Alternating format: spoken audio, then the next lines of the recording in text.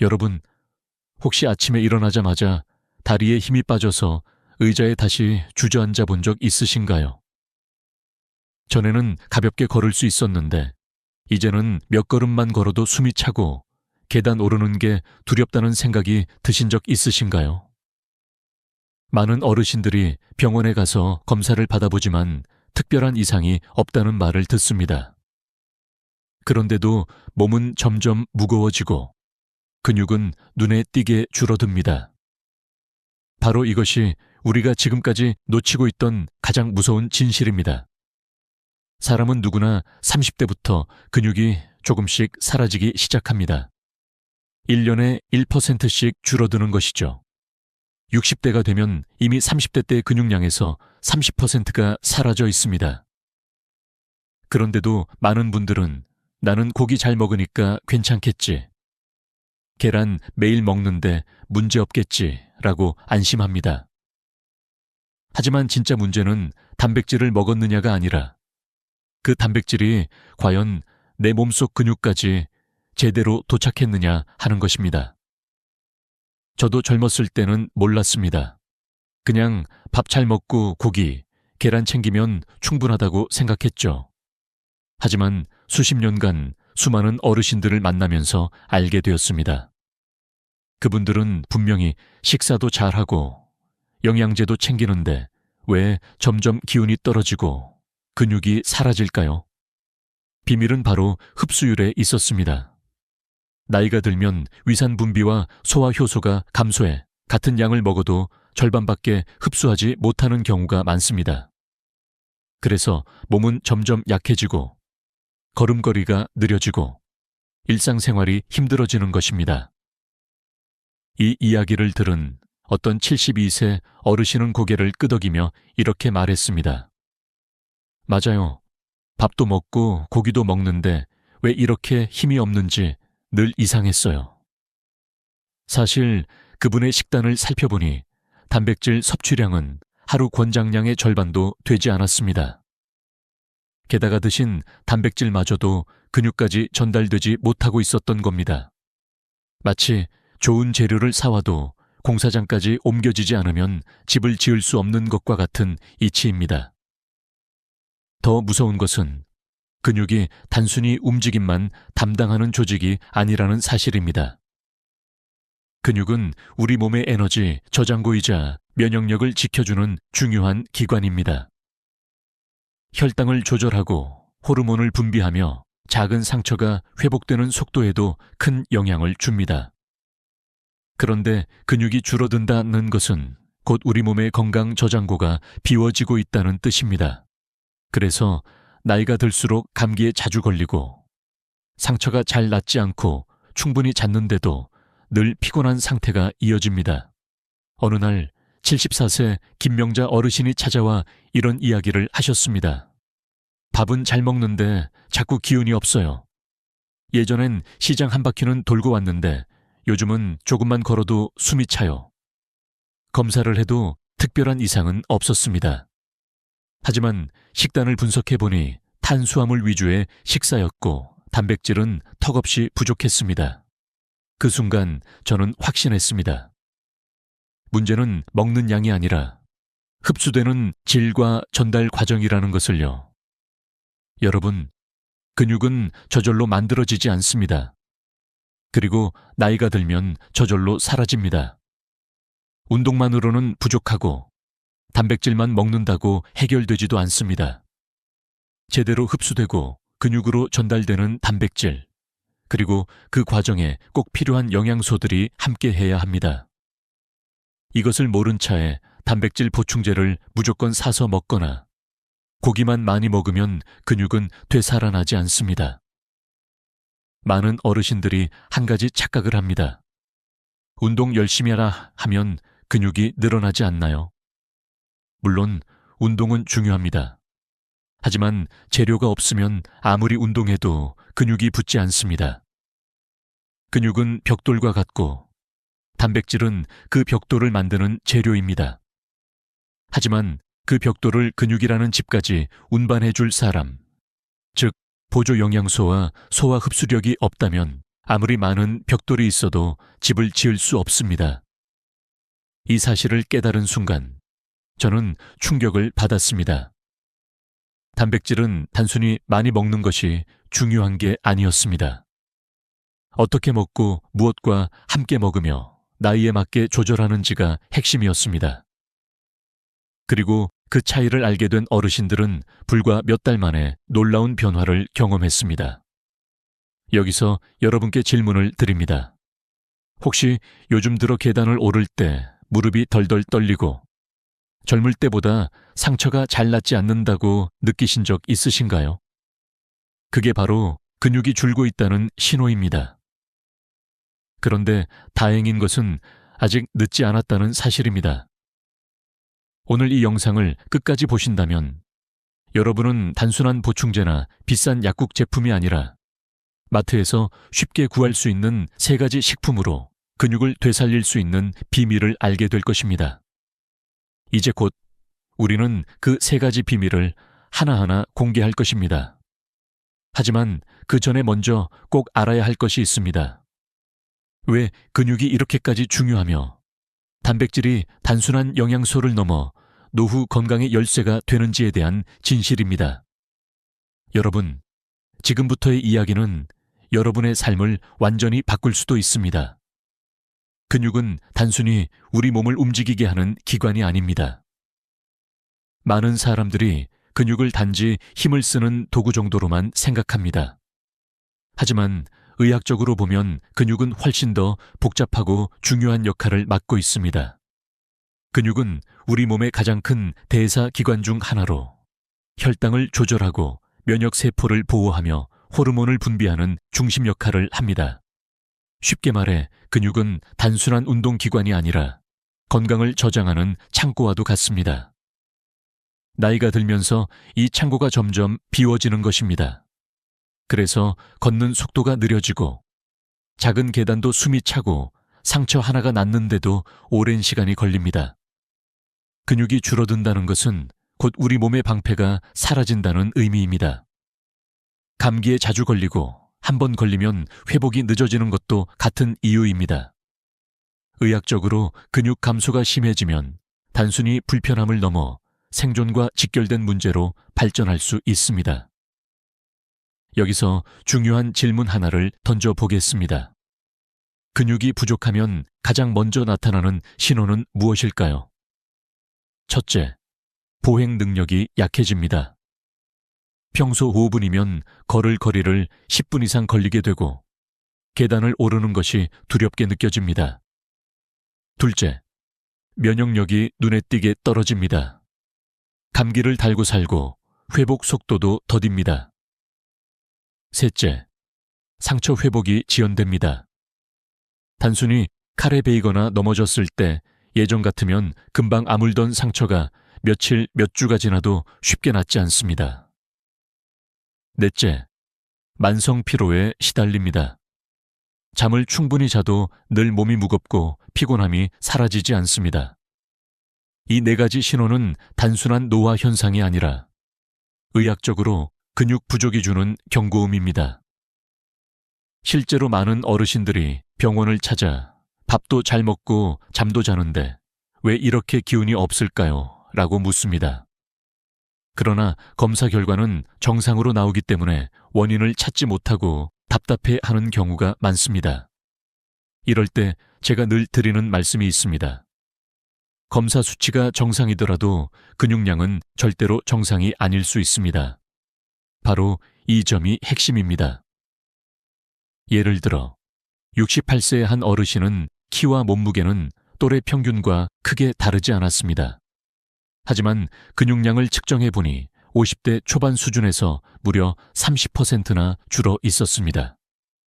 그 결과로 보행 속도는 40% 이상 느려져 있었고 평소 생활에서 피로감을 심하게 호소하셨습니다. 하지만 일반 혈액 검사나 기본 건강 검진에서는 이상이 나타나지 않았습니다. 즉, 표면적으로는 건강해 보이지만 실제로는 근육이 급격히 줄어드는 근감소증이 진행되고 있었던 것입니다. 의학 연구에 따르면 60대 이상 어르신의 30%가 근감소증을 겪고 있으며 이 비율은 나이가 들수록 더욱 높아집니다. 근육은 뼈와도 밀접하게 연결되어 있어서 근육이 줄면 낙상의 위험이 커지고 골절로 이어질 수 있습니다. 특히 고관절 골절은 회복이 어렵고 노후 삶의 질을 크게 떨어뜨리는 원인입니다.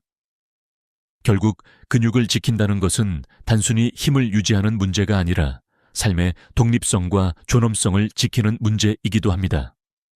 그렇다면 왜 나이가 들수록 근육이 줄어드는 것일까요? 그 답은 바로 단백질에 있습니다. 단백질은 근육을 만드는 가장 중요한 재료입니다. 하지만 나이가 들면 소화 효소가 줄고 위산 분비가 감소해 단백질 흡수율이 크게 떨어집니다. 같은 고기 한 조각을 먹어도 젊을 때는 80%가 흡수되던 것이 60대 이후에는 절반도 흡수되지 않습니다. 결국 근육이 사라지는 속도는 빨라지고 아무리 고기를 많이 먹어도 몸에 남는 것은 기름과 피로뿐인 경우가 많습니다. 이 사실을 모르는 분들은 내가 이렇게 열심히 먹고 운동하는데 왜 자꾸 힘이 빠질까라며 의아해합니다. 그리고 결국 보충제나 약국 제품을 찾아 헤매지만 그것조차도 흡수가 잘 안 되면 소용이 없습니다. 핵심은 단백질을 어떻게 먹느냐, 어떤 방식으로 근육까지 전달되게 하느냐입니다. 실제로 74세한 어르신은 식단에 특별한 문제는 없어 보였지만 단백질 섭취량을 계산해 보니 하루 권장량의 절반에도 미치지 못했습니다. 체중 60포로 기준으로 하루 최소 90고 단백질이 필요한데 실제로는 40고 남짓밖에 섭취하지 못했던 것입니다. 그 결과 늘 피곤하고 근력이 줄고 기력이 떨어졌던 것입니다. 여러분, 여기서 중요한 교훈이 있습니다. 근육은 결코 단순히 운동만으로 지켜지지 않습니다. 우리가 매일 밥상에서 무엇을 선택하느냐에 따라 10년 전의 활력을 되찾을 수도 있고 반대로 더 빨리 잃어버릴 수도 있습니다. 그리고 놀라운 사실은 근육을 다시 채워줄 수 있는 답이 이미 우리 가까이에 있다는 것입니다. 약국 진열대가 아니라 바로 시장과 마트의 흔한 식품 속의 말입니다. 곧 저는 그 세 가지 비밀 식품을 공개하려 합니다. 두부보다 싸고 계란보다 강력하며 약국 보충제보다도 효율적인 단백질에 보고 이 이야기를 들으시면 여러분은 오늘 저녁 밥상을 새롭게 바라보게 될 것입니다. 여러분, 지금까지 우리는 근육이 왜 중요한지 그리고 왜 나이가 들수록 힘이 빠지고 피곤해지는지를 살펴봤습니다. 이제 한 걸음 더 깊이 들어가 보겠습니다. 많은 어르신들이 저에게 이렇게 말씀하십니다. 나는 고기, 계란 매일 먹는데 왜 자꾸 힘이 없지? 단백질 보충제도 챙기는데 왜 효과가 없을까? 사실 여기에는 우리가 흔히 저지르는 치명적인 실수가 숨어 있습니다. 첫 번째 실수는 약만 채우면 된다는 착각입니다. 단백질 섭취량만 늘리면 근육이 붙는다고 생각하시지만 나이가 들수록 소화와 흡수력이 크게 떨어지기 때문에 단순히 많이 먹는 것만으로는 해결되지 않습니다. 예를 들어 60kg인분은 하루 최소 90개의 단백질이 필요합니다. 하지만 계란 12개에 해당하는 양을 매일 먹는 것은 현실적으로 어렵고 위장에 부담이 됩니다. 게다가 흡수율이 낮으면 실제로 근육으로 가는 양은 그 절반도 되지 않습니다. 두 번째 실수는 보충제가 답이다라는 믿음입니다. 약국에서 파는 단백질 보충제나 건강보조식품이 근육을 살려줄 것이라 생각하고 의존하는 분들이 많습니다. 그러나 실제 임상 연구에 따르면 소화 효소가 약해진 노년층은 분말 형태의 보충제도 흡수가 원활하지 않아 기대만큼 효과를 보지 못하는 경우가 많습니다. 결국 값비싼 제품을 사 먹어도 근육은 그대로 줄어들고 오히려 소화불량이나 속쓰림이 생기기도 합니다. 세 번째 실수는 운동만 열심히 하면 된다는 생각입니다. 물론 운동은 근육을 자극하는 데 필수적입니다. 하지만 재료가 없으면 아무리 공사를 해도 건물이 올라가지 않듯이 단백질이 부족하거나 흡수가 되지 않으면 운동만으로는 근육을 늘릴 수 없습니다. 실제로 꾸준히 걷기 운동을 하는 70대 어르신들이 근육량이 오히려 줄어드는 경우가 종종 있습니다. 그 이유는 식사에서 단백질을 충분히 보충하지 못했기 때문입니다. 네 번째 실수는 밥상 속 균형을 무시한다는 점입니다. 단백질만 챙긴다고 해서 근육이 만들어지는 것이 아닙니다. 단백질이 근육으로 합성되려면 반드시 칼슘, 아연, 비타민 같은 보조 영양소가 함께 해야 합니다. 예를 들어 벽돌만 있다고 해서 집을 지을 수 없듯이 시멘트와 철근이 함께 있어야 튼튼한 집이 지어집니다. 그런데 많은 분들이 단백질만 챙기고 다른 영양소를 놓치기 때문에 효과를 보지 못합니다. 이 네 가지 실수는 실제 생활 속에서 수많은 어르신들이 반복하고 있는 문제입니다. 예를 들어 74세 박영수 어르신은 하루 3끼 꼬박 챙기고 저녁에는 고기도 꼭 드셨습니다. 하지만 근육량을 측정해보니 2년 사이에 무려 15%나 줄어 있었습니다. 이유는 간단했습니다. 고기를 먹긴 했지만 소화가 잘 안 되어 실제로 흡수된 단백질은 적었고 비타민과 아연 같은 보조 영양소도 함께 섭취하지 않았던 것입니다. 또 다른 사례로 78세 김명자 어르신은 비싼 단백질 보충제를 1년 넘게 드셨지만 오히려 보행 속도가 늦어지고 혈당 조절이 불안정해졌습니다. 검사를 해보니 흡수율이 떨어져서 단백질이 근육으로 전달되지 못하고 오히려 간과 신장에 부담이 되고 있었습니다. 이처럼 단백질 자체보다 중요한 것은 어떻게 먹고 어떻게 흡수되느냐라는 점입니다. 여러분, 여기서 우리가 배워야 할 교훈은 분명합니다. 단백질 섭취에서 가장 중요한 것은 양이 아니라 질, 그리고 흡수와 전달입니다. 잘못된 방법으로 아무리 노력해도 근육은 회복되지 않습니다. 하지만 올바른 방법을 알면 두부보다 싸고 계란보다 강력한 식품만으로도 충분히 근육을 되살릴 수 있습니다. 곧 우리는 그 답을 알게 될 것입니다. 바로 마트에서 흔히 볼 수 있지만 대부분의 사람들이 진짜 가치를 몰라 그냥 지나쳤던 3가지 식품입니다. 이 3가지는 단순히 단백질만 담고 있는 것이 아니라 근육 합성에 꼭 필요한 보조 영양소까지 갖춘 완전한 영양 보고입니다. 다음 부분에서 저는 그 3가지 비밀을 하나씩 공개하겠습니다. 아마 듣고 나면 왜 이제서야 알게 되었을까라는 생각이 드실 겁니다. 이제 드디어 많은 분들이 기다리신 답을 공개할 시간입니다. 단백질 보충제를 사러 약국을 찾을 필요도 없습니다. 마트나 시장에서 손쉽게 구할 수 있는, 그러나 대부분의 사람들이 그 진짜 가치를 몰라 지나쳤던 3가지 보물이 있습니다. 바로 건새우, 황태, 그리고 검은 콩입니다. 이 3가지는 단순히 단백질이 풍부한 식품이 아닙니다. 근육 합성에 꼭 필요한 보조 영양소까지 갖춘 말 그대로 원스톱 영양소입니다. 첫 번째 보물은 바로 건새우입니다. 많은 분들이 새우를 국물용으로만 알고 계십니다. 하지만 건새우 한 줌, 약 20개는 무려 계란 3개 분량의 단백질이 들어 있습니다. 게다가 단백질뿐만 아니라 칼슘과 아연이 동시에 농축되어 있습니다. 생새우보다 칼슘은 10배, 아연은 5배나 많습니다. 아연이 왜 중요할까요? 아연은 단백질을 근육으로 합성시키는 효소를 활성화합니다. 즉, 단백질만 먹어서는 근육이 붙지 않지만 아연이 함께 있을 때 비로소 근육이 만들어지는 것입니다. 실제로 69세 이성순 어르신은 건새우를 꾸준히 드신 지 2개월 만에 근육량이 15% 증가했고 다리에 힘이 생겨 걷는 속도가 눈에 띄게 빨라졌습니다. 무엇보다 가격이 저렴합니다. 단백질 보충제 일주일치 값으로 건새우는 한 달을 드실 수 있습니다. 두 번째 보물은 황태입니다.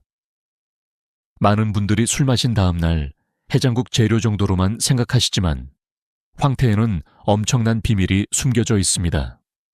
황태는 얼렸다 녹였다를 반복하는 자연 건조 과정을 거치며 단백질 구조가 부드럽게 풀립니다. 덕분에 소화가 잘 되고 흡수율이 매우 높습니다. 일반 생선 단백질은 소화하는데 32시간이면 충분합니다. 특히 위장이 약해진 어르신들에게 최적입니다.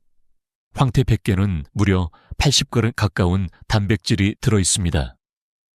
이는 소고기나 닭가슴살보다 훨씬 높은 수치입니다.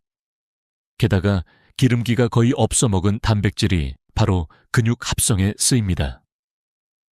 실제로 73세 박영수 어르신은 아침마다 황태국을 드신 결과 3주 만에 아침 기상이 한결 가벼워졌고 혈압이 안정되면서 전반적인 컨디션이 좋아졌다고 말씀하셨습니다.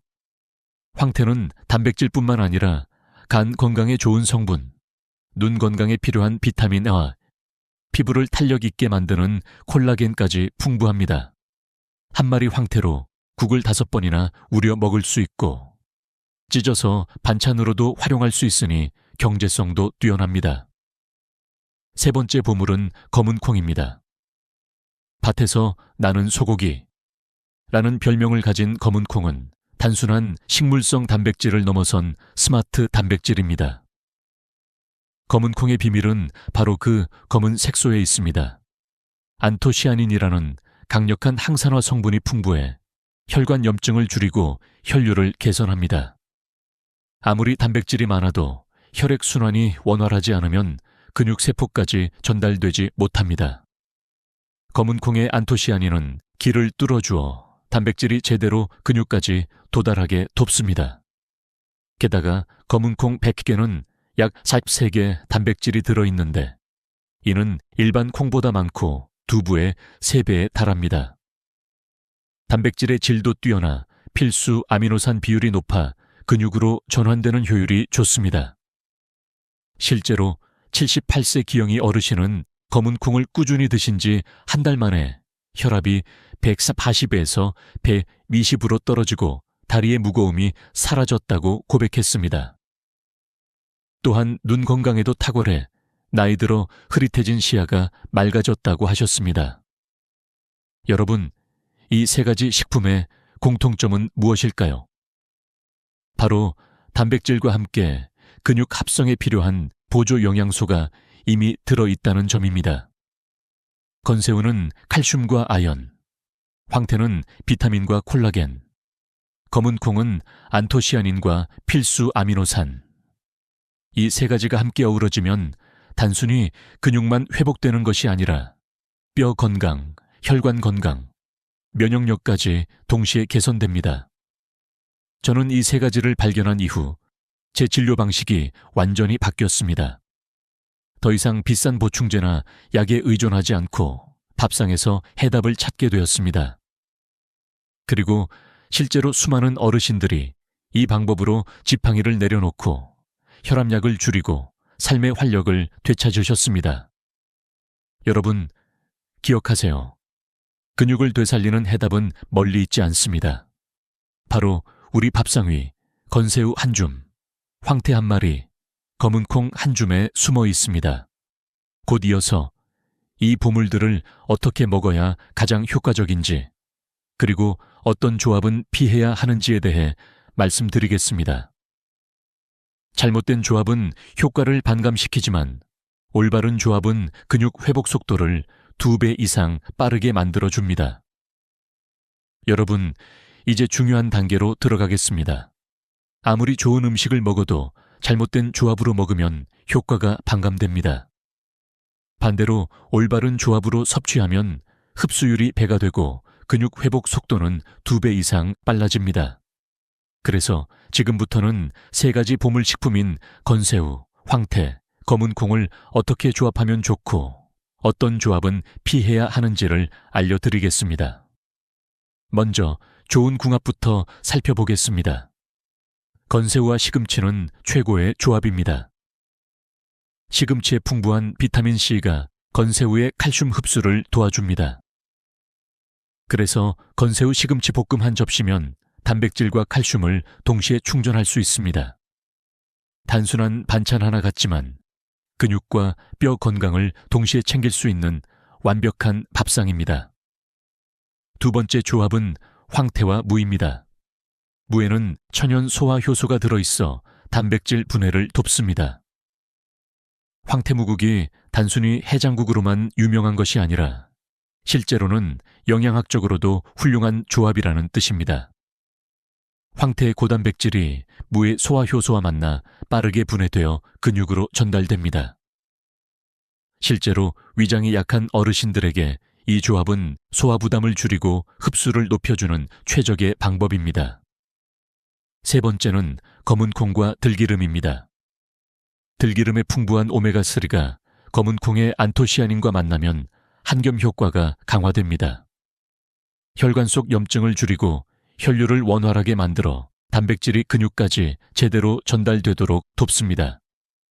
예를 들어 검은 콩나물의 들기름을 살짝 뿌려 드시면 심혈관 건강과 근육 회복을 동시에 챙길 수 있습니다. 이처럼 좋은 조합은 효과를 배가시키지만 반대로 절대 피해야 할 조합도 있습니다. 가장 대표적인 것이 두부와 시금치입니다. 시금치에 들어있는 수산 성분이 두부의 칼슘과 결합해 흡수를 방해하기 때문입니다. 두부 시금치 된장국을 자주 드시는 분들은 주의해야 합니다. 또 하나는 콩을 지나치게 짜게 졸이는 것입니다. 나트륨이 많아지면 신장에 부담을 주고 칼슘 배출을 촉진해 근육 형성에 방해가 됩니다. 마지막으로 단백질과 카페인도 피해야 합니다. 식사 직후 커피를 마시면 카페인이 단백질 흡수를 방해합니다. 최소한 30분 이상은 간격을 두시는 것이 좋습니다. 여기서 중요한 비율 개념을 하나 말씀드리겠습니다. 단백질은 혼자 뛰는 선수가 아니라 팀 릴레이 경기 선수입니다. 단백질만 먹는다고 근육이 되는 것이 아니라 비타민, 미네랄, 소화 효소가 함께 협력해야만 근육이라는 결승선에 도달할 수 있습니다. 그래서 건새우, 황태, 검은 콩이 특별한 것입니다. 단백질과 함께 필요한 보조 영양소들이 이미 들어있어서 추가 보충제 없이도 완전한 효과를 낼 수 있습니다. 실제로 임상 사례에서도 확인되었습니다. 세 가지 식품을 함께 섭취한 그룹은 단일 식품만 섭취한 그룹보다 근육량 증가 효과가 약 30% 높았습니다. 또한 보행 속도와 기초 체력이 더 빠르게 회복되었습니다. 이 결과는 단백질의 흡수와 합성이 단순한 양의 문제가 아니라 조합과 균형에 달려 있다는 사실을 보여줍니다. 저는 진료실에서 늘 환자분들께 이렇게 말씀드립니다. 약국보다 밥상이 먼저입니다. 비싼 보충제보다 중요한 것은 우리가 매일 먹는 한 끼 밥상입니다. 건새우를 무쳐 먹고 황태국을 끓여 먹고 검은 콩을 밥에 넣어 드시는 것, 이 단순한 습관이 근육을 되살리고 노후의 활력을 지켜줍니다. 여러분, 지금 머릿속에 떠오르실 겁니다. 그럼 이걸 어떻게 실천해야 하지? 걱정하지 않으셔도 됩니다. 다음으로 저는 단 2주 만에 변화를 느낄 수 있는 구체적인 근육 회복 식단 플랜을 공개하겠습니다. 아침, 점심, 저녁을 어떻게 구성해야 하고 어떤 순서로 실천해야 효과가 빨리 나타나는지 알려드리겠습니다. 준비되셨나요? 이제 진짜 실천의 시간이 다가옵니다. 이제 여러분께 가장 실질적인 해답을 드리겠습니다. 바로 14일 근육 회복 식단 플랜입니다. 이 플랜은 단순히 메뉴를 나열하는 것이 아니라 점차 몸이 적응하고 근육 합성이 가속화되도록 설계된 단계별 과정입니다. 단 2주만 꾸준히 실천하면 소화가 편안해지고 걷는 속도가 빨라지고 아침에 눈을 떴을 때 몸이 가볍다는 놀라운 변화를 경험하실 수 있습니다. 1주차 목표는 기초 체력 회복과 소화 적응입니다. 아침은 황태국으로 시작하세요. 황태 한 마리를 푹 끓여 무와 대파를 넣어 드시면 단백질 흡수 효율이 높아지면서 속이 편안해집니다. 점심은 검은 콩밥입니다. 쌀에 검은 콩을 3대1 비율로 섞어 짓는 것만으로도 혈관 건강과 근육을 동시에 챙길 수 있습니다. 저녁은 건새우 요리를 추가하세요. 첫째 날은 건새우 무침, 둘째 날은 건새우 볶음, 셋째 날은 건새우 전. 이렇게 번갈아가며 다양한 방식으로 즐기시면 질리지 않고 꾸준히 드실 수 있습니다. 2주차 목표는 근육 합성 가속화입니다. 아침 메뉴를 황태죽이나 황태 미역국으로 업그레이드 하세요. 소화가 더 쉬워지고 단백질 농도는 더욱 높아집니다. 점심은 검은 콩 두유나 검은 콩을 늘린 콩밥으로 변화를 주면 좋습니다. 저녁에는 건새우전이나 볶음을 드시면서 들기름을 살짝 곁들이면 영양소 흡수율이 배가 됩니다. 여기서 중요한 것은 변화 체감 포인트입니다. 5일째는 소화가 가벼워지고 몸이 한결 편안해집니다. 왜 이렇게 속이 편하지? 라는 생각이 드실 겁니다. 10일째는 걷는 속도가 빨라지고 계단 오르기가 수월해집니다.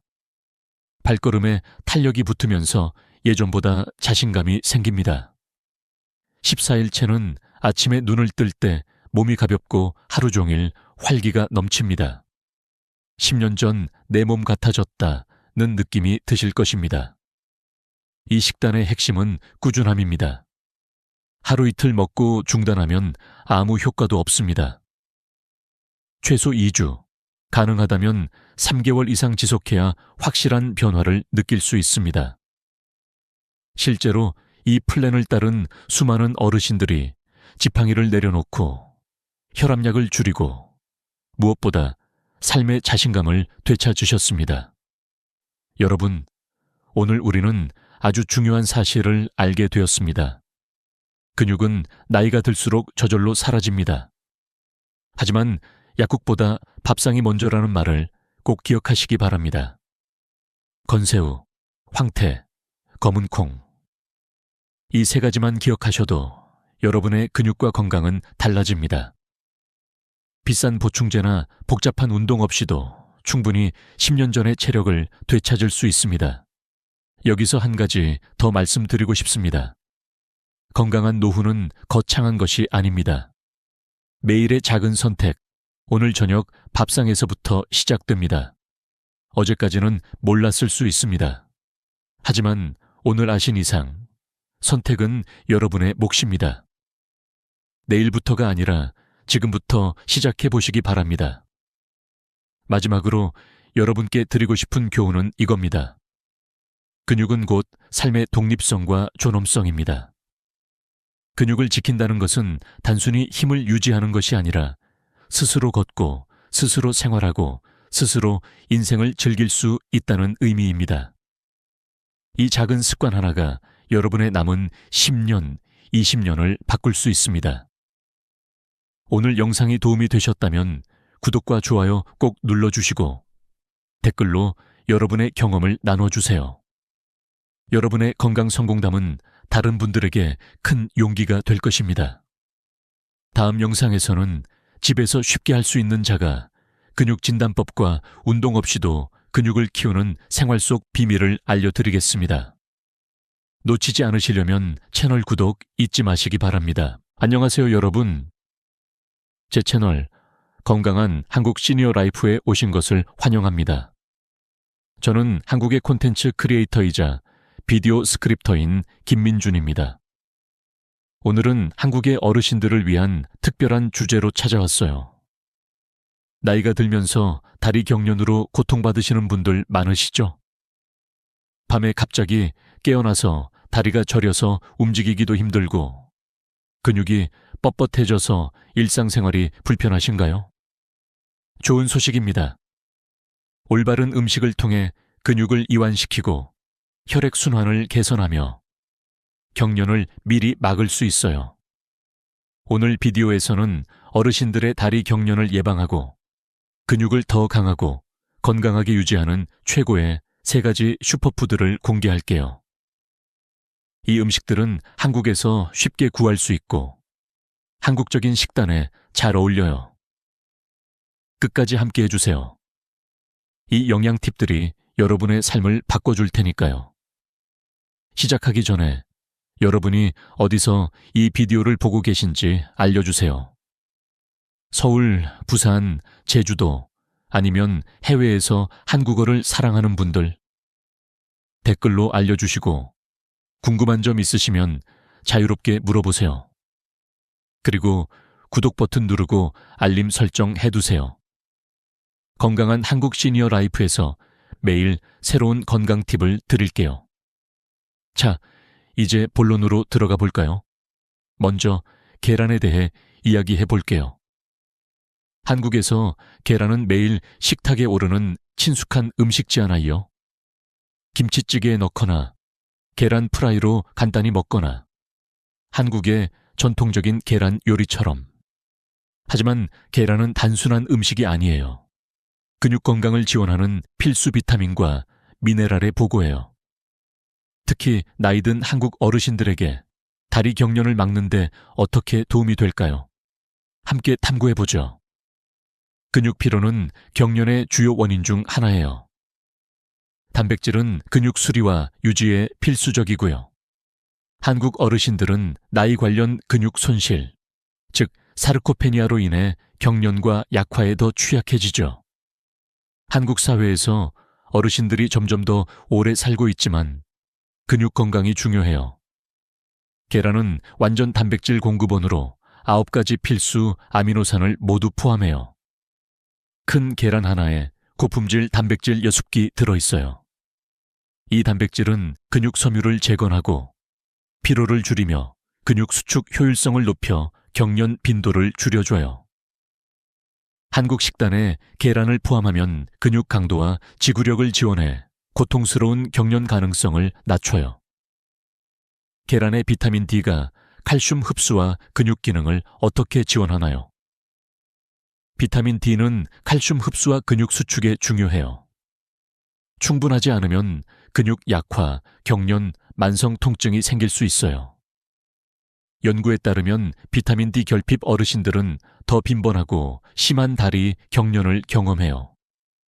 계란 노른자에는 자연적으로 비타민 D가 들어있어 뼈와 근육 건강을 지원해요. 한국에서 어르신들은 실내 생활이 많아서 햇빛 노출이 적어요. 특히 겨울에 서울의 추운 날씨 때문에요. 그래서 식이 공급원이 중요해요. 계란을 먹으면 최적의 비타민 D 수준을 유지해 경련 위험을 줄여요. 계란을 정기적으로 먹으면 비타민 D, 결핍 관련 근육 경련을 예방할 수 있나요? 네, 하지만 식단만으로는 부족할 수 있어요. 계란 하나에 약 40 IU의 비타민 D가 들어있지만 어르신들의 일일 권장 섭취량은 8,800묘항 1,000 IU예요. 한국 어르신들은 비타민 D를 최대화하기 위해 계란을 강화 우유, 요구르트 또는 기름진 생선, 연어, 고등어과 함께 먹을 수 있어요. 한국의 전통 생선 요리처럼요. 수준이 낮으면 비타민 D 보충제를 고려하세요. 자연 합성을 위해 야외 시간을 가져보세요. 예를 들어 공원 산책이나 한강 산책처럼. 계란은 비타민 D 섭취에 기여하지만 다른 공급원과 결합하면 더 나은 근육과 뼈 건강을 보장해 경련 에피소드를 줄여요. 비타민 B1P는 신경 기능에 직접적인 역할을 해요. 수준이 낮으면 신경 신호가 손상되어 근육 경련, 저림 경련이 생겨요. 계란은 B19와 콜린을 제공해 신경 절연, 미엘린 시트 안을 보호하고 근육과 신경 간 통신을 개선해 부드러운 수축과 이완을 보장해요. 이는 당뇨병 환자나 어르신들에게 흔한 신경병증 관련 경련을 막아요. 계란을 정기적으로 먹으면 신경 무결성을 지원해 근육 경련을 유발하는 오신호를 줄여요. 어르신들이 비심의 수준이 낮으면 근육 경련에 더 취약한가요? 계란이 어떻게 도울까요? 네, 한국 어르신들은 위산 생산 감소로 비윤리 흡수가 제한되죠. 흔한 약물, 메트포르민이나 위산 억제제.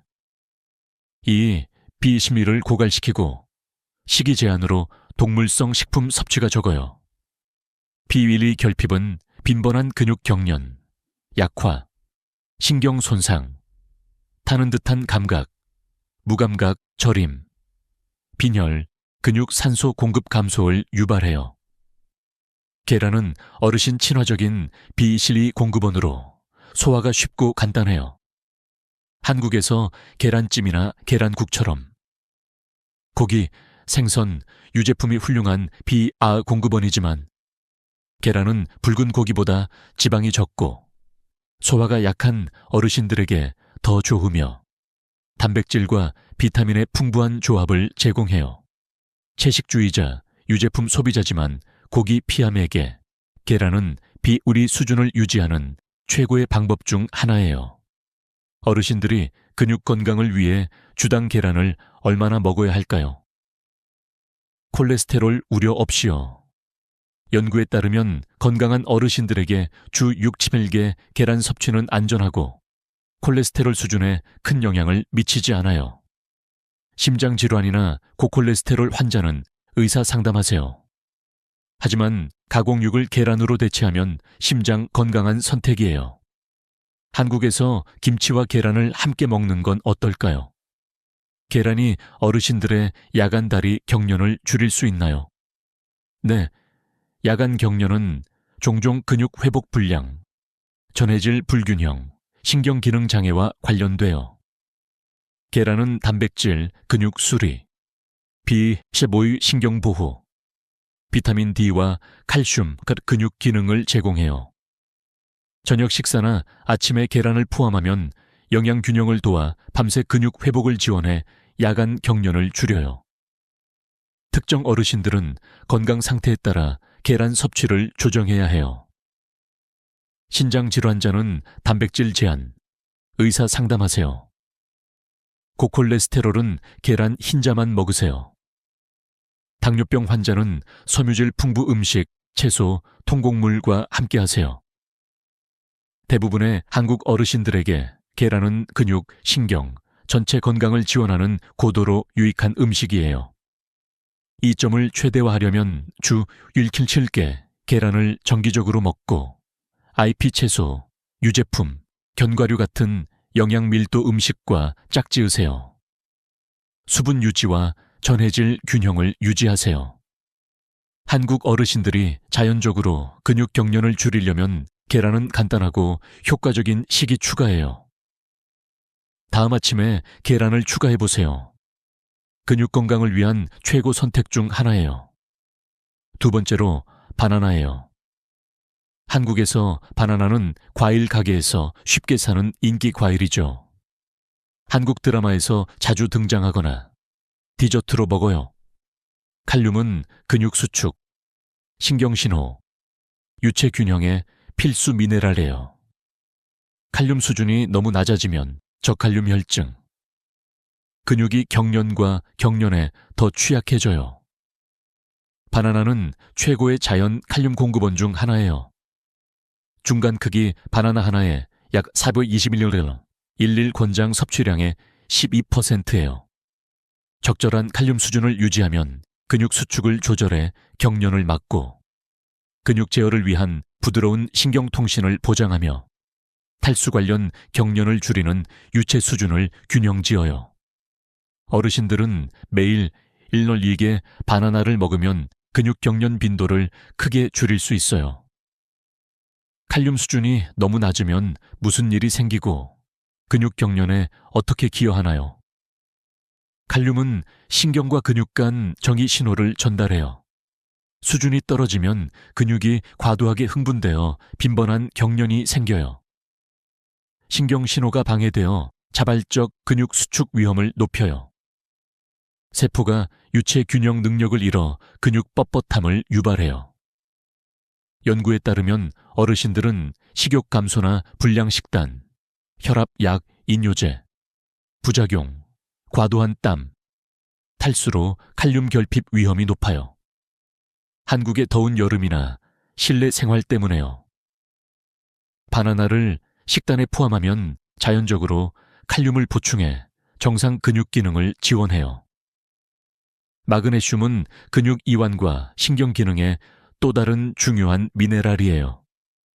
갑작스러운 경련을 막는 근육 흥분성을 줄이고 ATP 생산을 지원해 근육 수축 에너지를 제공하며 칼슘과 칼륨 균형을 조절해 적절한 근육 기능을 위해 필수예요.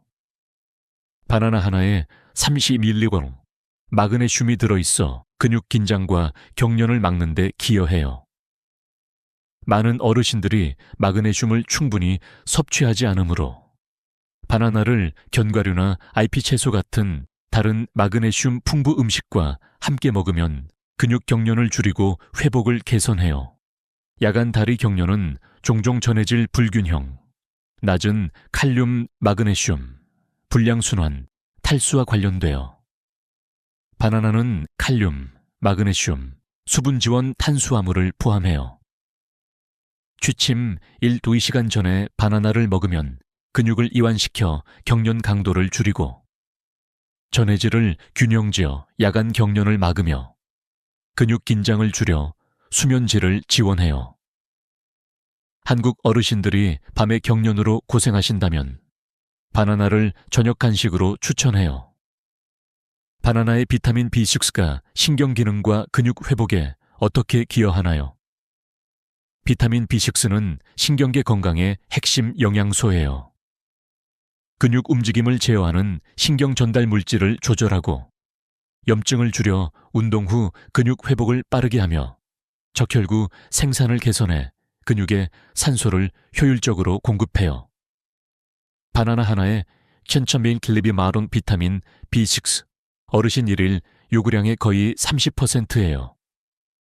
연구에 따르면 낮은 비타민 B6 수준은 신경기능 장애로 인한 증가된 근육 경련과 경련, 더 높은 염증 수준으로 근육 통증과 뻣뻣함 취약, 감소된 에너지 생산으로 근육 피로를 유발해요. 2018년 연구에서 낮은 비타민 B6 섭취 어르신들이 더 빈번한 다리 경련을 경험했어요.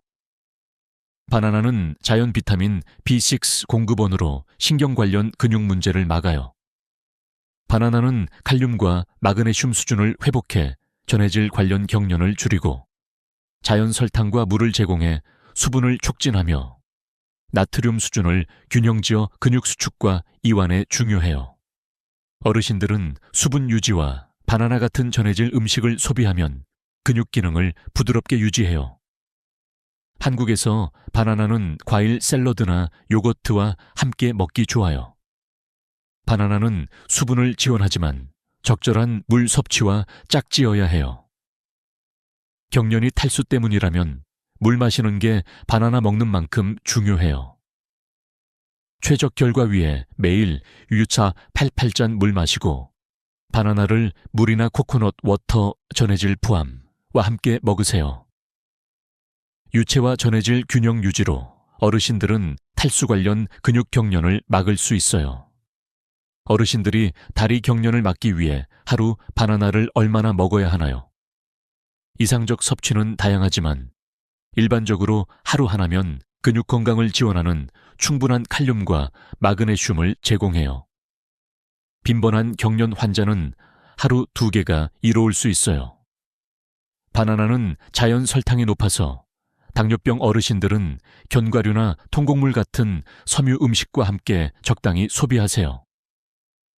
빈번한 근육 경련 어르신들은 하루 바나나 하나 먹고 수분 유지, 균형 식단으로 근육 기능 개선과 경련 빈도 감소를 크게 할 수 있어요. 세 번째로 견과류와 씨앗이에요.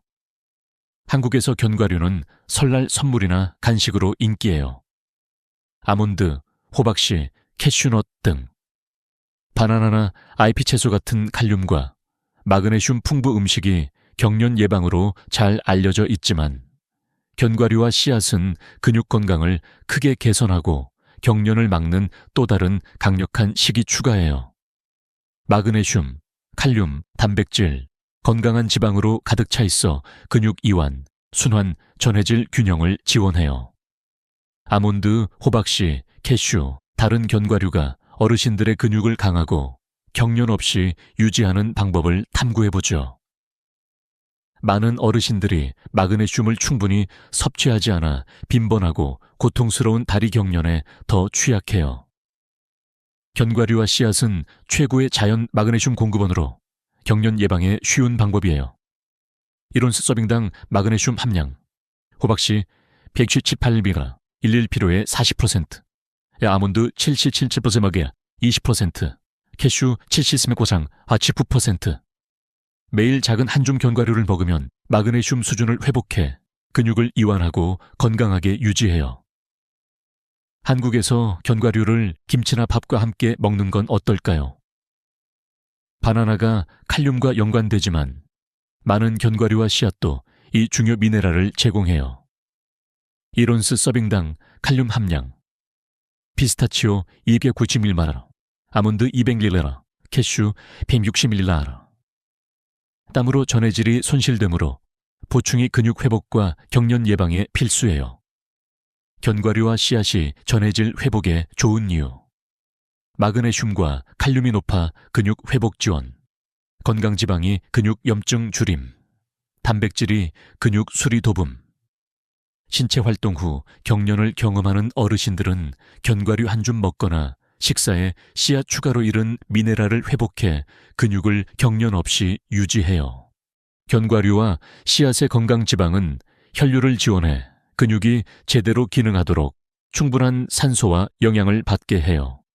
월넛과 플렉스시드의 오메가3 지방산은 근육 염증을 줄이고, 아몬드와 캐슈의 단일 불포화 지방은 순환을 개선해 경련 위험을 줄여요. 불량순환은 특히 밤에 고통스러운 다리 경련을 유발해요. 견과류를 정기적으로 소비하면 혈류를 개선해 경련 에피소드를 줄여요. 견과류와 씨앗 섭취가 근육 피로와 경련에 기여하는 염증을 줄일 수 있나요? 네, 만성 염증은 근육 조직을 손상시켜 경련과 통증에 더 취약하게 해요. 견과류와 씨앗은 항산화제와 항염증 화합물을 포함해 근육 산화 스트레스를 줄이고 염증을 낮춰 빠른 근육 회복을 허용하며 장기 근육 건강을 지원해 빈번한 경련을 막아요. 만성 근육 통증이나 관절염 어르신들은 월넛, 플렉스시드, 아몬드를 식단에 추가해 자연 항염증 이점을 얻을 수 있어요. 모든 견과류와 씨앗이 귀중한 영양소를 제공하지만 일부는 높은 마그네슘, 칼륨, 단백질 함량으로 근육 건강에 특히 유익해요. 다리 경련 예방 최고 견과류와 씨앗: 호박씨, 마그네슘 최고 켈첼람 10mg 온스. 아몬드, 마그네슘과 칼륨 모두 좋음. 피스타치오, 칼륨 최고 292g 온스. 캐슈, 마그네슘 높고 순환 위한 건강지방. 월넛, 오메가3 풍부 근육 염증 줄임. 최적 결과 위해 다양한 견과류와 씨앗을 소비해 다른 근육 지원 영양소를 혜택 받으세요.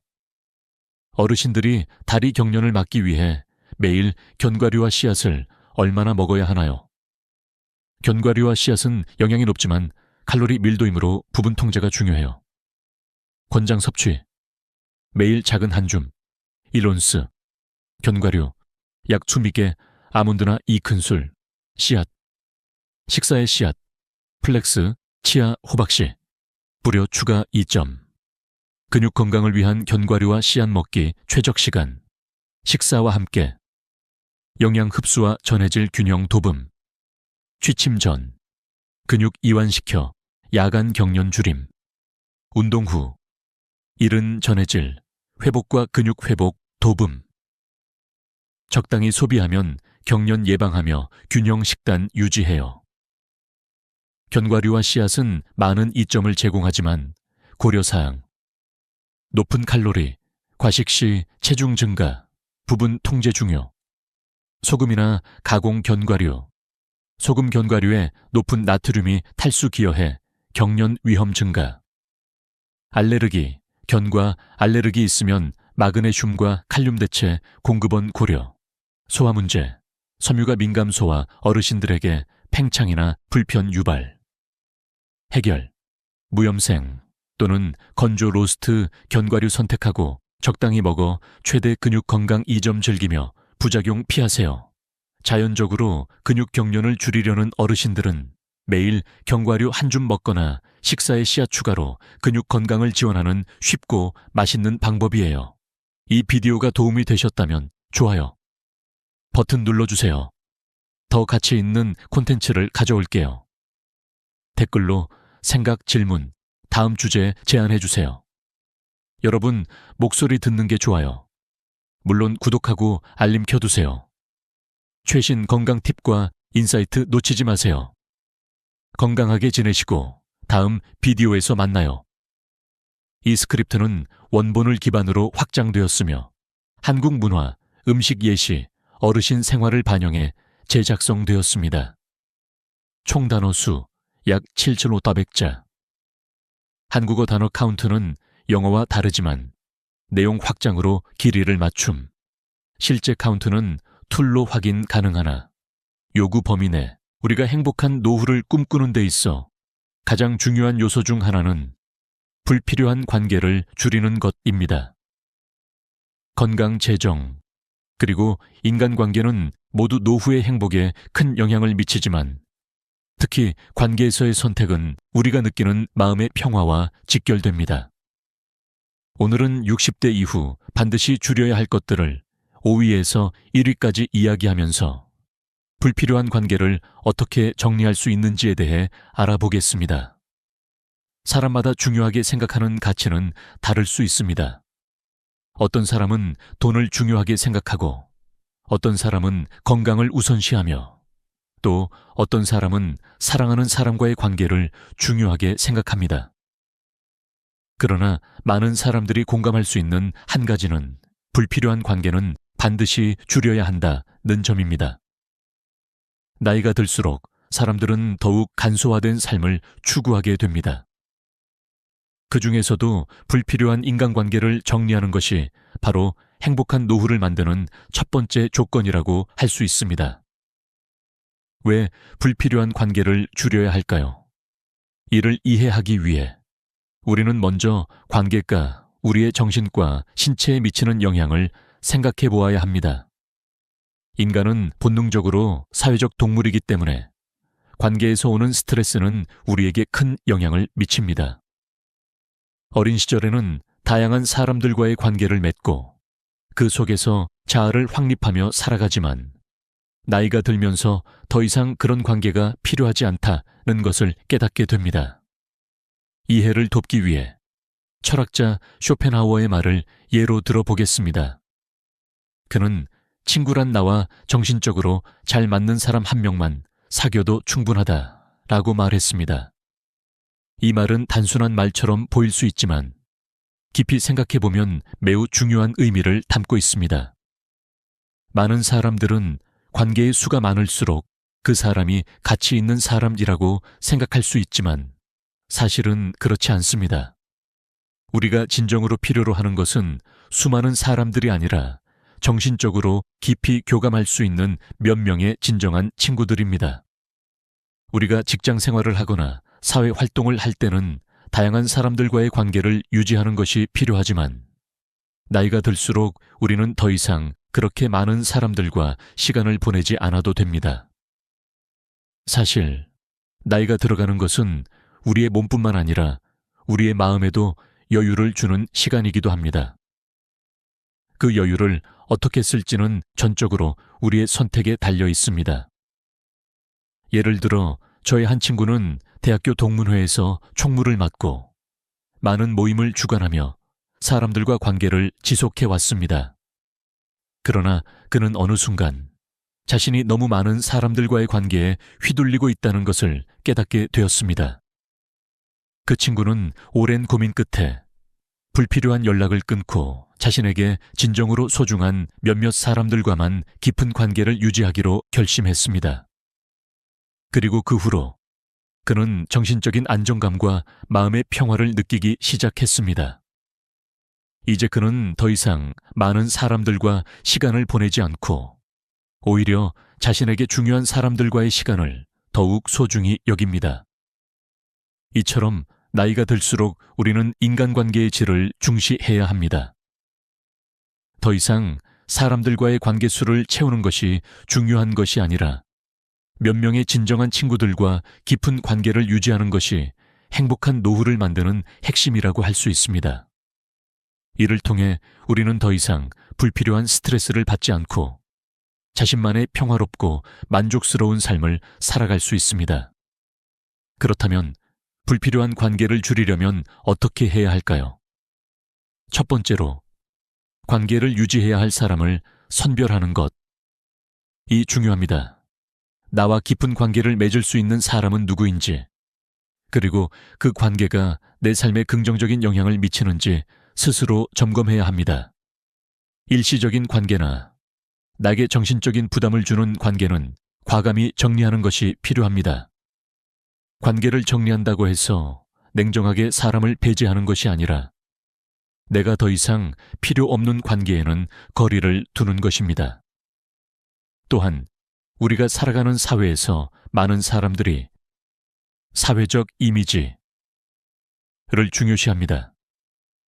결혼식이나 장례식에 참석할 때 사람들이 북적이는 모습을 보며 자신도 그 속에 끼어야 한다는 압박감을 느끼곤 합니다.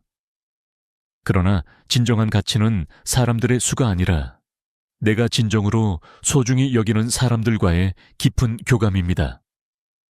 결국 노후의 행복은 정말 소중한 사람들과의 관계를 통해 이루어집니다. 나이가 들수록 우리는 더 이상 사람들 사이에서 인정받으려 하지 않게 됩니다. 진정한 행복은 내가 선택한 사람들과 내 마음을 나누는 깊은 관계에서 오는 것임을 깨닫게 됩니다. 불필요한 관계를 정리하고 진정한 우정과 사랑을 지켜나가는 것이 행복한 노후를 위한 첫걸음이 될 것입니다. 우리가 나이가 들수록 욕심을 줄이는 것이 얼마나 중요한지에 대해 많은 사람들은 동의할 것입니다. 젊은 시절에는 많은 사람들이 더 많은 돈을 벌고 더 많은 성취를 이루려고 합니다. 하지만 60대 이후에는 삶의 방식이 달라져야 합니다. 과거의 성취나 물질적인 것들이 더 이상 가장 중요한 기준이 되지 않습니다. 그 대신 우리가 진정으로 중요한 것은 현재의 삶을 어떻게 잘 지키며 조금 더 간소화하고 여유롭게 살아갈 수 있을지에 대한 고민입니다. 많은 사람들은 노후에 들어서도 여전히 많은 돈을 벌고 싶어 합니다. 예를 들어 주식 투자, 부동산 투자 또는 여러 가지 돈을 벌 수 있는 기회를 잡으려는 욕심을 품고 살아가는 경우가 많습니다. 그러나 욕심이 과하면 그만큼 더 큰 리스크와 불안정성을 초래할 수 있습니다. 나이가 들어서 하는 투자는 그만큼 위험 부담이 크고 잘못된 선택이 오래 회복하기 어려운 손실을 불러올 수 있습니다. 한 가지 예를 들어 보겠습니다. 제 친구의 아버지는 은퇴 후에도 계속해서 투자에 대한 욕심을 놓지 않으셨습니다. 주식시장에서 빠르게 돈을 벌 수 있다는 생각에 매일 하루도 빠짐없이 투자하고 분석했습니다.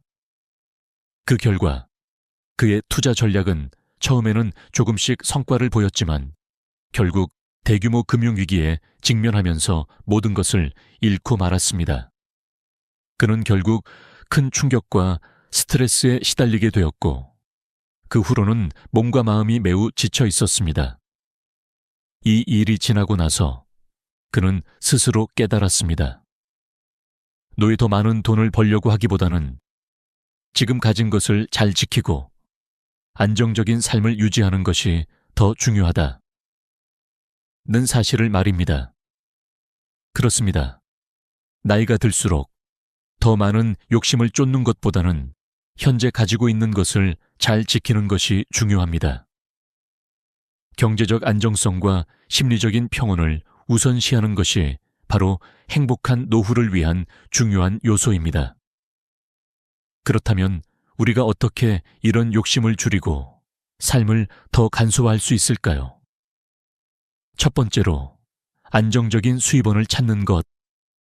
이 중요합니다. 많은 사람들이 은퇴 후에는 더 이상 일을 하지 않거나 경제적인 안정성이 흔들리기 때문에 스트레스를 받습니다. 하지만 은퇴 후에도 일정한 수입을 얻을 수 있는 방법을 찾는다면 그만큼 마음의 여유도 생기고 더 이상 돈에 대한 걱정에서 벗어날 수 있습니다. 예를 들어 연금이나 안정적인 부동산 투자는 비교적 안정적인 수입원을 제공할 수 있습니다.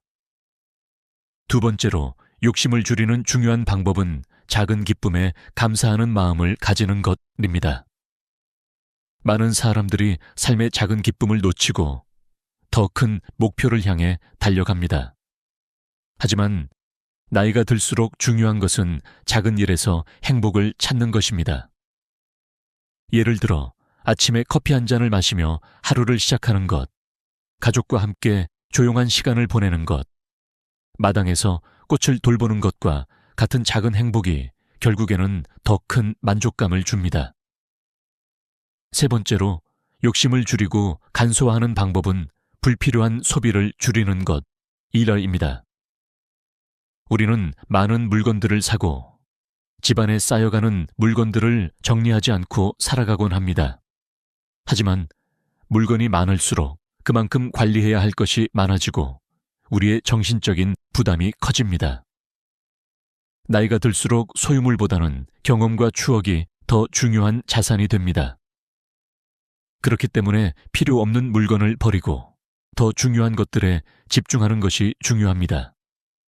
그리고 너무 많은 물질적 욕망을 추구하기보다는 내면의 성장과 마음의 평화를 추구하는 삶을 살아가야 합니다. 예를 들어 명상이나 독서, 자연과의 교감은 우리의 마음을 편안하게 하고 삶의 깊이를 더해주는 중요한 활동들입니다. 이와 같은 방식으로 우리는 점차 욕심을 줄여가며 더 단순하고 평화로운 삶을 살아갈 수 있습니다. 욕심을 줄이기 위해서는 자신의 내면을 돌아보며 진정으로 중요한 것이 무엇인지 깨닫는 과정이 필요합니다. 적당히 살아가자는 마음가짐이 바로 우리가 노후에 더 행복하고 평화롭게 살 수 있는 비결입니다. 여러분도 한번 생각해 보세요. 지금까지 추구해온 욕망들 중에서 정말 중요한 것이 무엇인지, 그리고 그 욕망을 줄이고 나면 얻을 수 있는 평화와 여유가 무엇인지 고민해 보세요. 그때가 되면 여러분은 더 이상 물질적 욕망에 끌려다니지 않고 진정으로 의미 있는 삶을 살아갈 수 있게 될 것입니다. 나이가 들어가면서 우리의 몸은 더 이상 젊었을 때처럼 빠르게 회복되지 않습니다. 그래서 우리는 더 신경 써야 할 부분들이 많아지죠. 그 중에서도 탄수화물 섭취를 줄이는 것은 노후 건강을 지키는데 중요한 역할을 합니다. 나이가 들수록 몸의 신진대사가 느려지고 소화 기능이 떨어지며 체중 증가나 만성 질환에 걸릴 위험이 커지기 때문에 식습관에 신경을 써야 합니다. 왜 탄수화물을 줄여야 할까요?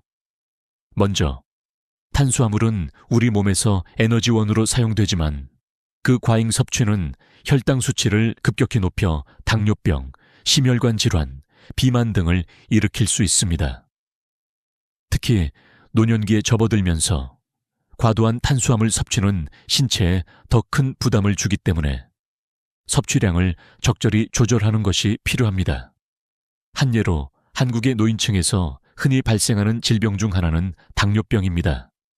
당뇨병은 탄수화물을 많이 섭취할 경우 혈당이 급격히 상승하면서 발생하는 질환으로 만약 제대로 관리하지 않으면 여러 가지 합병증을 일으킬 수 있습니다. 최근의 연구에 따르면 탄수화물을 과다하게 섭취하는 노인들이 특히 당뇨병에 걸릴 확률이 높다고 밝혀졌습니다. 그리고 한 연구에 의하면 식이섬유가 풍부한 저탄수화물 식단이 당뇨병 예방과 관리를 돕는 데 효과적이라고 합니다. 그렇다면 탄수화물을 어떻게 줄여야 할까요? 첫 번째로 정제된 탄수화물, 흰쌀, 흰 밀가루 등을 줄이는 것이 중요합니다. 정제된 탄수화물은 소화가 빠르고 혈당을 급격히 올리기 때문에 피하는 것이 좋습니다. 대신 통곡물이나 채소를 섭취하는 것이 좋습니다. 예를 들어 현미, 보리, 퀴노아 같은 통곡물은 식이섬유가 풍부해 소화가 느리고 혈당 상승을 완만하게 합니다. 두 번째로 과일과 채소를 많이 섭취하는 것입니다. 과일과 채소는 저칼로리이면서 영양소가 풍부하고 비타민과 미네랄을 많이 포함하고 있어 노년기의 건강을 유지하는 데 필수적입니다. 특히 녹색 채소, 브로콜리, 시금치, 당근 등은 항산화 성분이 풍부하여 노화 방지에도 큰 도움이 됩니다. 세 번째로 단백질 섭취를 증가시키는 것입니다. 나이가 들수록 근육량이 감소하는데 이를 방지하기 위해서는 충분한 단백질 섭취가 필요합니다. 닭고기, 생선, 두부, 콩류 등을 통해 충분한 단백질을 섭취할 수 있습니다. 또한 단백질은 혈당 조절에도 도움이 되며 근육을 유지하고 체지방을 줄이는 데 효과적입니다. 예를 들어 저희 어머니는 탄수화물을 많이 섭취하시던 분이셨습니다. 그 후 당뇨가 걱정되기 시작하면서 식습관을 바꾸기로 결심하셨습니다. 그녀는 흰쌀밥 대신 현미밥을 먹고 과일과 채소를 더 많이 섭취하기 시작했습니다. 그리고 매일 단백질 섭취를 늘리기 위해 닭가슴살, 생선 등을 자주 드시게 되었습니다. 그 결과 혈당 수치가 안정적이었고 체중도 서서히 감소하며 건강한 생활을 유지할 수 있었습니다.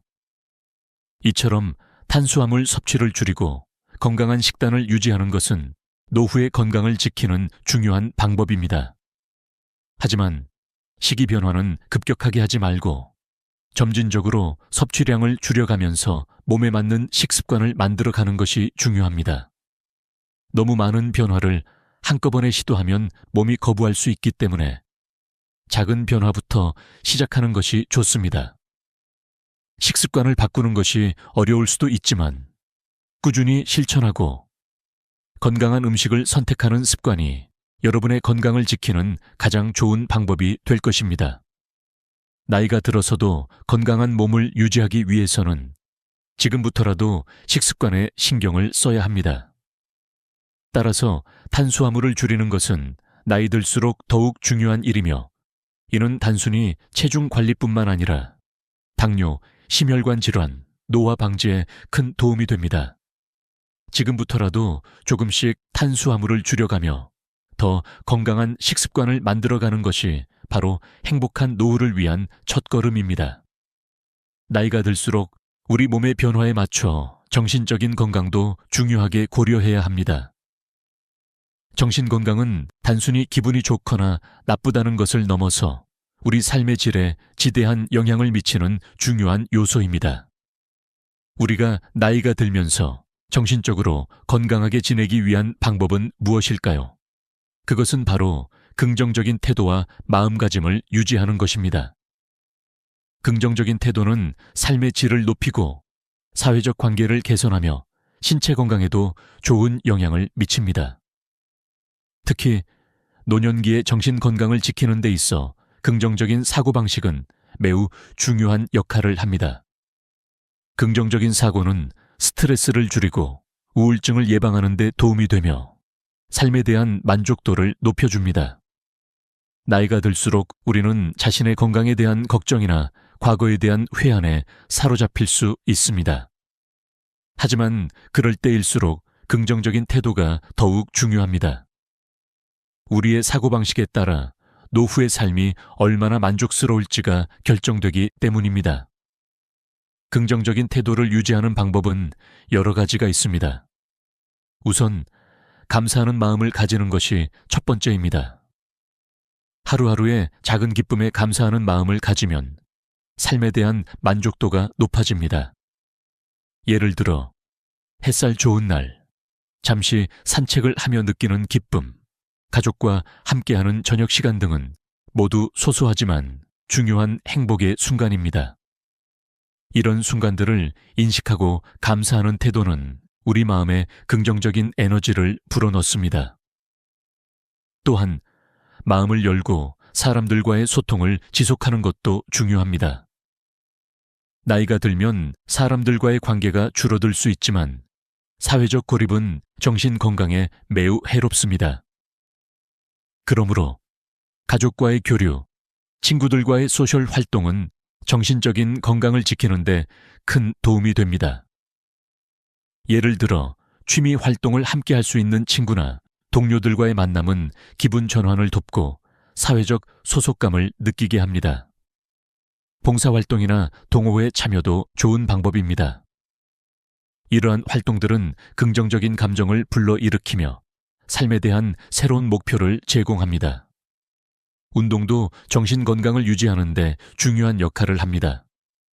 신체 활동은 뇌에서 엔돌핀을 분비시켜 행복감을 느끼게 하고 스트레스와 불안을 줄이는 데 효과적입니다. 특히 걷기, 요가, 가벼운 스트레칭과 같은 운동은 몸과 마음을 동시에 건강하게 유지할 수 있는 좋은 방법입니다.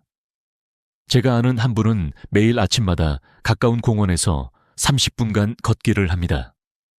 그분은 걸을 때마다 자연의 아름다움에 감사하며 마음을 가다듬고 걷고 나면 더욱 기분이 좋아지고 활력을 되찾는다고 합니다. 또한 명상이나 호흡 운동은 스트레스를 완화하고 정신적인 평화를 찾는 데 매우 효과적입니다. 하루에 몇 분이라도 고요한 시간을 가지며 명상을 하거나 깊게 숨을 쉬는 것만으로도 마음이 안정되고 일상에서 겪는 스트레스를 감소시킬 수 있습니다. 가장 중요한 점은 변화를 받아들이는 것. 예림입니다. 나이가 들면 몸과 마음에서 변화가 생기기 마련입니다. 처음에는 불편하고 어색할 수 있지만 그 변화를 인정하고 받아들이는 것이 긍정적인 태도를 유지하는 첫걸음입니다. 어떤 상황에서도 긍정적인 면을 찾아내려고 노력하고 그에 대해 감사하는 마음을 가지면 더 나은 마음 상태를 유지할 수 있습니다. 예를 들어 퇴직 후 자유로운 시간을 가지게 되어 그동안 미뤄왔던 취미 생활을 시작할 수 있게 되었다면 이는 긍정적으로 받아들일 수 있는 변화입니다. 자기 자신을 사랑하는 것도 중요한 부분입니다. 많은 사람들이 나이가 들면서 자기 자신을 돌보는 것에 소홀해지기 쉽습니다. 그러나 자기 자신을 아끼고 돌보는 태도가 바로 정신 건강의 기본이 됩니다. 자기 사랑은 자존감을 높이고 내면의 평화를 유지하는 데 중요한 역할을 합니다. 자신에게 좋은 말과 격려를 아끼지 않고 자신을 칭찬하며 살아가는 것은 긍정적인 사고방식을 유지하는 데 큰 도움이 됩니다. 마지막으로 인생의 의미와 목적을 찾는 것도 매우 중요합니다. 노후의 삶에서 의미를 찾고 새로운 목표를 설정하는 것은 우리에게 동기부여를 줄 뿐만 아니라 삶의 만족도를 높이는 데 매우 중요한 요소입니다. 예를 들어 배우지 않았던 새로운 언어를 배우거나 여행을 가서 새로운 문화를 경험하는 것, 좋아하는 책을 읽고 글을 쓰는 것 등은 모두 새로운 목적을 찾고 의미 있는 삶을 살기 위한 좋은 방법들입니다. 이처럼 긍정적인 태도와 사고방식은 노후의 삶에 많은 변화를 가져올 수 있습니다. 삶에 대한 감사한 마음과 작은 기쁨을 찾고 사람들과의 관계를 유지하며 꾸준히 신체 활동을 하고 자기 자신을 사랑하는 태도를 가진다면 우리는 더 행복하고 건강한 노후를 보낼 수 있을 것입니다. 따라서 긍정적인 마음가짐은 노후의 삶을 더 풍요롭고 행복하게 만들어주는 핵심 요소입니다. 마음을 열고 삶의 변화를 받아들이며 하루하루에 감사하며 살다 보면 정신적으로도 건강하고 만족스러운 노후를 보낼 수 있을 것입니다. 나이가 들수록 대화에서 말이 많아지는 경향이 있습니다. 우리는 삶의 경험이 쌓여갈수록 자신이 알고 있는 것들을 다른 사람들에게 알려주고 싶어 합니다. 하지만 나이가 들수록 말보다 중요한 것은 듣는 것입니다.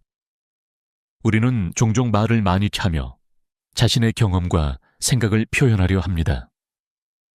그러나 정말 중요한 것은 남의 이야기를 경청하는 것입니다. 특히 나이가 들수록 다른 사람들의 이야기를 잘 듣는 것이 정신 건강과 사회적 관계를 유지하는 데 매우 중요합니다. 먼저, 나이가 들면 말을 많이 하게 되는 이유는 자연스럽습니다. 삶의 경험이 쌓이고 그동안 많은 것을 배웠기 때문에 다른 사람에게 자신이 겪은 일이나 배운 점을 전하고 싶어 하는 욕구가 생깁니다. 그러나 문제는 우리가 말을 너무 많이 하면 상대방의 이야기를 듣지 않게 된다는 것입니다. 말이 많아지면 대화의 주도권을 우리가 쥐게 되고 상대방은 점점 말을 꺼내지 않게 됩니다. 이는 결국 의사소통의 단절을 초래하고 관계의 불편함을 초래할 수 있습니다. 따라서 나이가 들수록 말을 줄이고 더 많이 듣는 것, 이 중요합니다. 다른 사람의 이야기를 경청하는 능력은 우리가 나이가 들어서도 계속해서 사람들과 건강한 관계를 유지할 수 있는 중요한 자질입니다. 상대방의 이야기를 잘 듣는 것은 그 사람이 내게 관심을 가지고 있다는 신호이며 상대방을 존중하는 행동입니다. 그리고 그런 태도는 우리가 사람들과 더 좋은 관계를 유지하고 사회적 고립을 예방하는 데 큰 도움이 됩니다. 예를 들어 친구나 가족과의 대화에서 내가 말만 계속하다 보면 상대방은 점점 내 이야기를 듣지 않게 됩니다.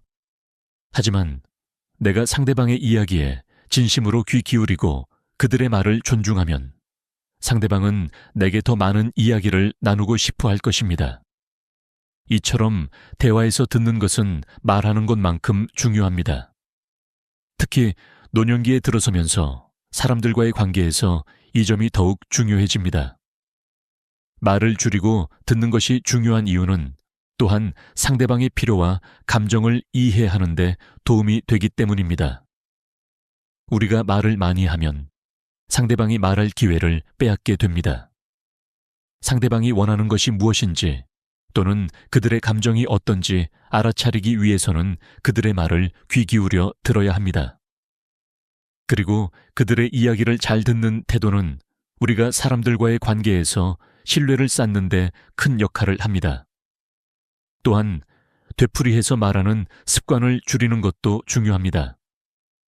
나이가 들수록 자꾸 같은 이야기를 반복하게 되는 경우가 많습니다. 과거의 기억이나 경험을 자주 이야기하게 되는데 이런 반복은 때때로 상대방에게 지루함을 줄 수 있습니다. 그래서 한번 말한 이야기는 다시 반복하지 않도록 노력하는 것이 중요합니다.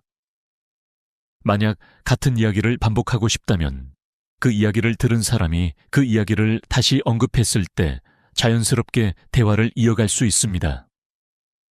중요한 점은 대화에서 새로운 주제와 내용을 덧붙이며 상대방이 흥미를 잃지 않도록 노력하는 것입니다. 예를 들어 가족과 함께 저녁을 먹으면서 같은 이야기를 반복하는 경우가 있습니다.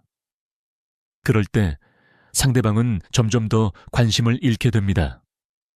대신 그 이야기를 듣고 나서 새로운 주제나 그 이야기를 바탕으로 한 질문을 던지는 것이 훨씬 더 건강한 대화를 만들어 갈 수 있습니다. 그 이야기를 들으니 생각난 건데 예전에 우리가 같이 갔던 여행에서 이 일이 있었던 것 같아. 또는 그때 그 사람의 반응이 정말 인상적이었지. 이런 식으로 대화를 확장하면 대화가 활기차고 상대방이 더 많은 이야기를 나누고 싶어 하게 됩니다. 푸념을 줄이는 것도 중요합니다. 나이가 들면 자연스럽게 건강 문제나 경제적 어려움에 대해 많이 푸념하게 됩니다. 하지만 이런 푸념이 지나치면 주변 사람들에게 부담을 주고 그들과의 관계를 어렵게 만들 수 있습니다. 대신 불편한 점이 있을 때는 차분하게 이야기하고 그 상황에서 해결할 수 있는 방법을 함께 찾아보는 태도가 훨씬 더 긍정적이고 생산적입니다. 이처럼 부정적인 감정을 지나치게 표현하기보다는 긍정적인 방법으로 상황을 해결하려는 태도가 관계를 더 원활하게 유지하는 데 중요합니다. 마지막으로 고집을 버리고 다른 사람의 의견을 존중하는 태도가 필요합니다. 나이가 들수록 자기 고집이 강해지고 자신의 가치관에 집착하는 경우가 많습니다. 그러나 다른 사람의 생각을 존중하고 받아들이는 자세가 우리를 더 유연하고 지혜롭게 만듭니다. 특히 다른 사람의 의견을 존중하는 것은 상대방과의 관계를 더욱 깊고 의미 있게 만들어줍니다. 이처럼 대화에서 말 줄이기는 노후의 정신 건강과 인간관계의 핵심입니다. 듣는 것에 집중하고 자주 반복하지 않으며 긍정적인 대화를 이어나가는 태도가 우리의 삶을 더욱 풍요롭고 행복하게 만들어줍니다. 대화를 통해 상대방과의 관계를 깊게 하고 자신의 마음을 열며 나아가면 더 나은 노후를 맞이할 수 있을 것입니다. 나이가 들면서 우리는 점점 더 많이 앉아있게 됩니다. 이는 대부분 신체 활동의 부족과 직결되며 건강에 여러 가지 부정적인 영향을 미칠 수 있습니다. 특히 오래 앉아있는 시간이 늘어나면 우리의 근육이 약해지고 혈액순환이 느려지며 체중 증가와 만성질환에 걸릴 위험이 커집니다. 따라서 신체 활동을 꾸준히 유지하는 것과 앉아있는 시간을 줄이는 것은 노후를 건강하게 보내는데 필수적입니다. 1. 앉아있는 시간이 건강에 미치는 영향. 앉아있는 시간이 길어지면 여러 건강 문제가 발생할 수 있습니다. 가장 큰 문제는 심혈관 질환입니다. 세계보건기구 WHO에 따르면 하루 8시간 이상 앉아있는 사람은 심혈관 질환에 걸릴 위험이 40% 증가한다고 합니다. 앉아서 보내는 시간이 길어지면 혈액순환이 저하되고 심장에 부담을 주기 때문에 심혈관 질환의 위험을 높입니다. 또한 체중 증가와 당뇨병의 발생 확률도 함께 상승합니다. 이러한 질병들은 운동 부족과 불규칙한 생활 습관에서 비롯되며 나이가 들수록 그 위험은 더욱 커집니다. 2. 운동 부족을 해결하는 방법. 우리는 나이가 들수록 운동에 대한 필요성을 더 많이 느껴야 합니다. 운동은 체력 유지뿐만 아니라 정신 건강에도 큰 도움이 됩니다. 매일 30분에서 1시간 정도의 신체 활동을 한다면 심장 건강과 체중 관리, 혈당 조절에 큰 도움이 됩니다. 그러나 많은 사람들이 나이가 들면서 운동을 꺼려하는 경향이 있습니다. 몸이 무겁고 피곤해져서 운동을 하지 않게 되는 경우가 많습니다. 하지만 꾸준한 운동이야말로 건강한 노후를 위한 가장 중요한 열쇠입니다. 운동은 반드시 헬스장에 가거나 고강도의 운동을 해야 하는 것이 아닙니다. 걷기와 스트레칭, 가벼운 요가와 자전거 타기 등 일상에서 쉽게 할 수 있는 운동들이 많습니다. 예를 들어 매일 아침에 가벼운 스트레칭을 하거나 점심 후 30분간 산책을 하는 것만으로도 건강에 큰 도움이 됩니다. 실제로 90세 이상의 장수 노인들을 조사한 연구에서는 그들이 매일 조금씩이라도 운동을 하며 생활했음을 발견했습니다. 이러한 운동 습관은 활동적인 노후를 만드는 데 중요한 역할을 합니다. 또한 자신이 즐길 수 있는 운동을 찾는 것이 중요합니다. 예를 들어 댄스나 가벼운 요가는 나이가 들어서도 꾸준히 할 수 있는 운동입니다. 제가 아는 한 분은 매일 아침마다 음악에 맞춰 댄스를 합니다. 그분은 댄스를 하면서 체중도 관리하고 스트레스도 해소하며 매일 즐겁게 하루를 시작한다고 합니다. 이처럼 운동을 즐기며 지속할 수 있는 방법을 찾는 것이 중요합니다. 3. 앉아있는 시간을 줄이는 방법. 앉아있는 시간이 길어지면 몸에 부정적인 영향을 미친다는 것을 이미 알고 있습니다.